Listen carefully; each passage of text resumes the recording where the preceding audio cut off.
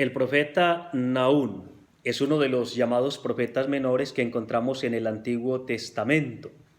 Una profecía corta porque contiene solo 3 capítulos, en total son 47 versículos. Iniciemos preguntándonos qué significa el nombre Nahum. El nombre proviene del verbo hebreo naham, que significa consolar, porque parece ser una forma pasiva del verbo, significaría consolación o consolado, confortado. ¿De dónde era el profeta Nahum? Pues el versículo 1 de su obra dice, libro de la visión de Nahum el Elcosita. Un poco difícil de entender porque podría estar indicando un pueblo llamado Elcos, o podría tratarse de un patronímico que sencillamente indica que Nahum pertenecía a un clan o a una familia particular. En caso de que sea Elcos un lugar concreto, no sabemos dónde quedaba. San Jerónimo hacia el siglo V dice que quedaba en Galilea, pero él no nos da las razones de por qué piense así. Hay una tradición tardía en el pueblo hebreo que identifica Cafarnaún, lo interpretan como pueblo de Nahum, y por tanto indicaría que allí habría sido la patria, la antigua patria de Nahum, pero no sabemos qué tanto valor histórico tenga esta tradición. ¿Cuál es el tema de la profecía de Nahum? Pues el tema es la caída de Nínive, que sucedió en el año 612, cuando Siahares, el rey de los Medos, y Nabopolassar, que fue el fundador de la dinastía neobabilónica, arremetieron contra el imperio asirio y en el 612, dieron el golpe de gracia, provocando la caída de su capital, Nínive. Nahum hará de esta caída pues el tema fundamental de su obra. ¿En qué fecha podemos ubicar la profecía de Nahum? Aquí la cosa es un poco complicada porque a diferencia de otros profetas que nos indican el rey bajo el cual ellos predicaron, Nahum no lo hace, no nos ofrece ese dato. Por tanto, habría que buscar dentro de la obra misma algunos puntos cronológicos de referencia. Y efectivamente la obra nos ofrece 2 puntos. El primero lo tenemos en capítulo 3, versículo 8. Dice, eres mejor que no Amón, la asentada entre los Nilos. Está aludiendo Nahum a la caída de no Amón, o sea, de Tebas, en Egipto.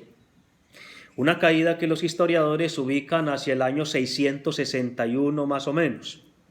Y el segundo punto de referencia es la caída de Nínive, que Nahum menciona expresamente en el capítulo 2, versículo 9, Nínive es una alberca cuyas aguas se escapan. Tendríamos pues esos 2 puntos de referencia, caída de Tebas 661, caída de Nínive 612 a.C. En ese marco temporal habría que ubicar la profecía de Nahum, solo que el marco es bastante amplio y nos permite ubicarla o en los tiempos del reinado de Manasés o en los tiempos del reinado de Josías. Algunos exégetas optan por ubicarla en los tiempos de Manasés, lo que haría de Nahum casi que el único profeta de ese periodo. Otros optan por ubicarla en los tiempos de Josías, basado sobre todo en el capítulo 1 y los primeros versículos del capítulo 2, donde ven una alusión a la reforma religiosa que llevó a cabo Josías a partir del 622. A modo de ejemplo, 1.14 dice, esto te depara Yahvé, tu apellido no tendrá descendencia, extirparé del templo de tus dioses imágenes fundidas y esculpidas. Ese texto parece evocar lo que hizo Josías, que mandó sacar de los atrios del templo de Jerusalén las imágenes de los dioses extranjeros que Manasés había establecido allí. De manera que a partir de estos textos algunos creen que sea mejor ubicarlo en la época de Josías. Yo desde mi ignorancia pienso que quedaría mejor sí en la época de Josías y que sería muy cercano cronológicamente, casi contemporáneo, pues a Sofonías y a Manasés, porque comparte temática con Sofonías y porque unas palabras tan duras contra Nínive, contra el imperio asirio, en una época como la de Manasés, que era amigo del imperio asirio, y una época en que el imperio asirio era todavía demasiado fuerte y temible, pues habría hecho de Nahún inmediatamente un mártir. Y pues la tradición no nos habla de ningún martirio de Nahún. Por eso parece que sea mejor ubicar su profecía en la época de Josías, cuando ya el imperio asirio estaba cayendo, no tenía ya la misma fortaleza temible de antes. Yo diría que en torno a partir del 630 en adelante podríamos ubicar esta profecía de Nahum. Bueno, ¿qué decir de la obra? Pues el versículo 1 habla de la obra como un sefer, como un libro, ¿sí? Y eso es importante porque significa que esta profecía, si fue escrita, si se convirtió en libro, fue porque fue muy estimada, ¿no? Porque quiso que fuese preservada y pues que entrase en el canon bíblico. Ya eso nos deja claro entonces que, no obstante ser corta, fue una profecía bastante amada, estimada. El autor, ¿qué decir del autor? Pues por el libro uno podría decir que el autor es una persona educada que tiene acceso a la élite política, intelectual y militar de Judá, que es un entendido e informado de política nacional y de política internacional. Hay algunos que proponen que Nahum parecería ser un profeta cultual, ¿sí? O que quizás algún funcionario de la corte imperial. En verdad no hay datos suficientes para sostener tal afirmación. Pero ciertamente, seguramente el contexto, el ambiente donde la profecía fue realizada fue el templo, pues porque era como el lugar apto para este tipo de profecías. Algunos elementos literarios. Pues primero, Nahum es uno de los grandes poetas judíos, porque evoca líricamente el asalto, la caída, el derrumbarse de Nínive con el pánico, la agitación, la lamentación. Lo hace con una poesía finísima. Segundo, su obra es una elegía excepcional, llena de sarcasmos y de ironía. Por elegía, pues entendemos una composición lírica en la que se lamenta la caída de alguien o de algo. Aquí Nahum está lamentando la caída de Nínive, pero lo hace con ironía y con sarcasmo. Tercer elemento literario, hay que estar atentos al antropomorfismo, porque ciertamente Nahum presenta a Dios pues con rasgos humanos, usando rasgos humanos, y por eso pues habla de la ira de Dios, de la venganza de Dios, del rencor de Dios. Textos que hay que saber interpretar bien, ¿no? No fundamentalísticamente, porque se trata de un antropomorfismo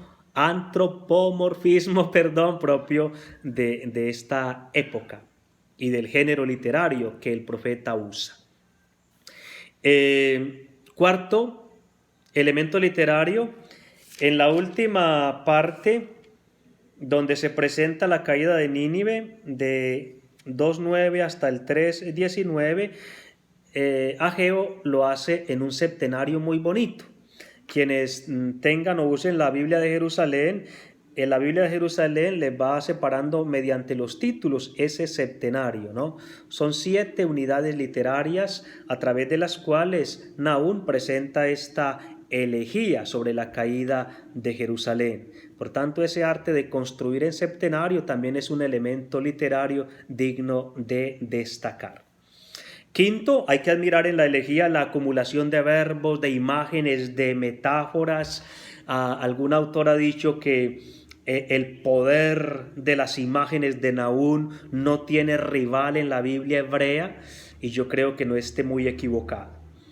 Y sexto, pues hay que estar atentos también a algunos elementos que podrían herir nuestra sensibilidad, ¿no? Hoy, pero que hacían parte del género literario de la época, que buscaban como impresionar al lector.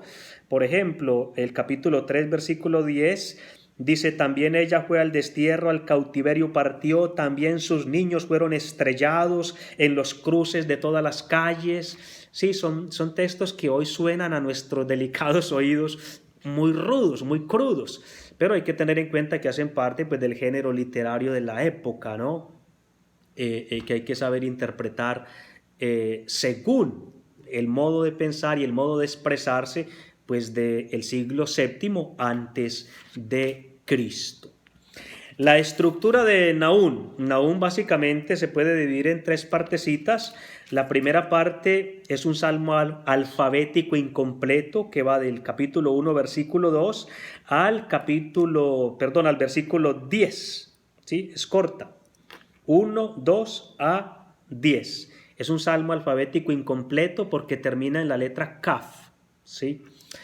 La segunda parte son los oráculos contra Judá y Nínive que están del capítulo 1, versículo 11 hasta el capítulo 2, versículo 3.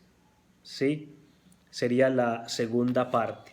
Y la tercera parte, que es la parte, digamos, más importante, capítulo 2, versículo 4 hasta el 3:19, o sea, hasta el final, que es la elegía de la caída de Nínive. Son pues tres partecitas que podríamos distinguir en la estructura del profeta Nahum. Bueno, en cuanto al mensaje, pues el mensaje de Nahum es la justicia de Dios en la historia. Dios juzgará y pedirá cuentas a todo poder opresor, ¿sí?